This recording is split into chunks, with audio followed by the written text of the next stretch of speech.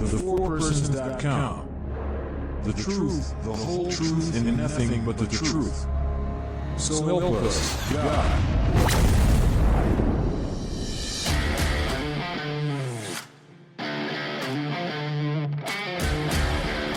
Hello and welcome to the Four Persons.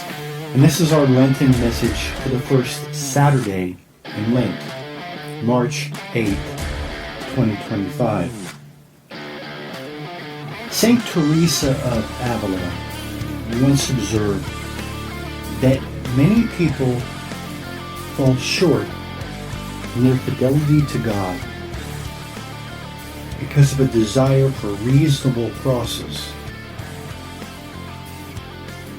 When we ask Jesus to give us crosses, when we ask Jesus to give us tests, and what he gives us seems beyond our ability, seems beyond reasonable. When God gives us tremendous crosses, tremendous burdens, tremendous traumas and sufferings and sacrifices. The first step to fidelity to God, the first step is obedience. And obedience sometimes comes at a heavy cost. And if God gives us a cross that is heavier than what we think we can bear, then what it means is that God has a higher opinion of us than we have of ourselves. And God knows that we are stronger than we actually believe that we are. For God would not give us a cross beyond our ability to carry it by and through His grace.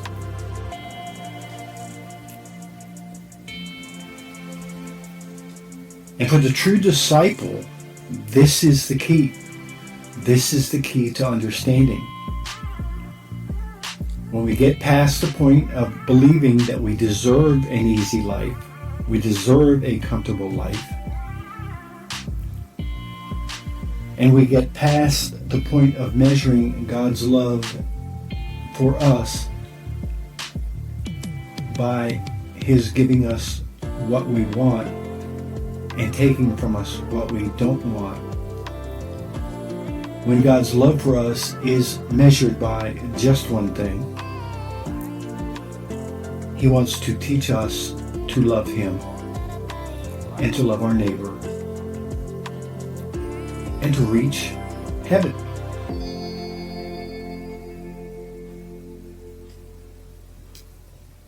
And if it takes a heavy cross, an extraordinary cross, for us to get there, this is something, first of all, that God would know. And this is something, second of all, that we should be grateful for. And we should never take our mind off of that.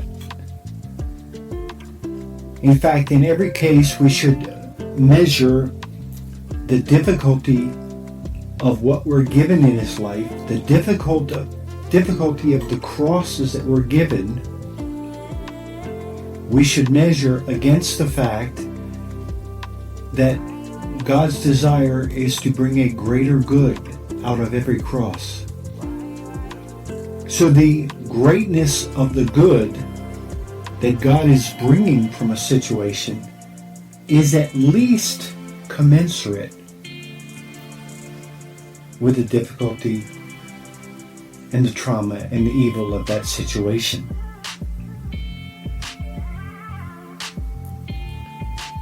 And this is designed to take the devil's work and turn it on its ear. It is actually a mockery of the devil, because everything that the devil means for evil, God turns into good.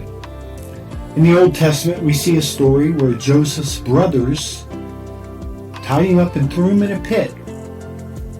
allowed him to be carried off to Egypt, where he became the servant of Pharaoh and saved that very family and that very nation from famine.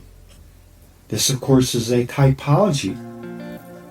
It points forward to the greatest act of evil ever perpetrated, the killing of God. And Satan certainly did not intend that act for good, but God used it for the redemption of mankind. So don't settle just for reasonable crosses. Sometimes God gives us unreasonable crosses so that He may later give us unreasonable blessings. God bless you and thank you for listening.